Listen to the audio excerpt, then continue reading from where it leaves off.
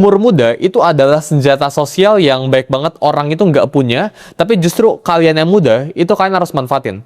Ketika umur kita itu masih muda, ya anggap lu itu masih di bawah umur 25, orang-orang di luar sana yang umur 30 atau 40, yang punya bisnis, ya yang punya pekerjaan, yang sudah berkarir, itu cenderung memandang rendah orang-orang yang masih umurnya itu muda. Jadi ini merupakan sebuah advantage, ini merupakan sebuah keunggulan yang kalian itu sebenarnya bisa manfaatkan. Ini merupakan kita ngomong bahasa kasarnya asimetrics yang lu itu harus eksploitasikan.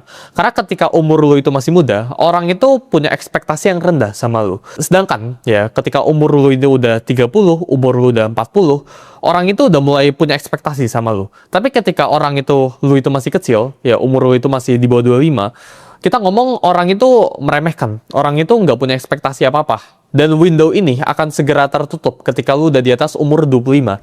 Jadi menurut gue, selagi lu umur 25 ke bawah, ya, lu harus belajar buat manfaatin situasi lu. Manfaatin bahwa lu itu masih muda, ya, dan orang lain ini bisa toleransikan ketika lu ini melakukan kesalahan. Ketika lu salah di umur yang cenderung tanda kutip tua, gitu ya, di atas 25 tahun, maka orang ini udah nggak bisa toleransiin kesalahan lu. Tapi ketika orang ini masih umur 25, orang ini masih bisa cincai, masih bisa cuek, gitu.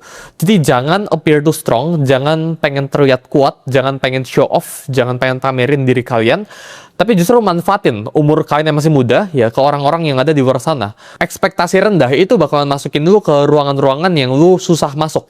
Tapi sedangkan, ya, kita ngomong anak umur 19, anggap punya skill trading 10, contohnya, 10% skillnya gitu. Sedangkan, ya, ada orang umur 30 punya skill trading 20%, 2 kali lipat di atas umur anak 19. Tapi anak umur 19 ini bakalan jauh mendapatkan lebih baik akses dibandingkan orang yang umur 30 ini. Kenapa? Karena faktor umur. Orang itu suka ekspektasinya itu rendah, ya, ketika orang itu umurnya itu masih muda.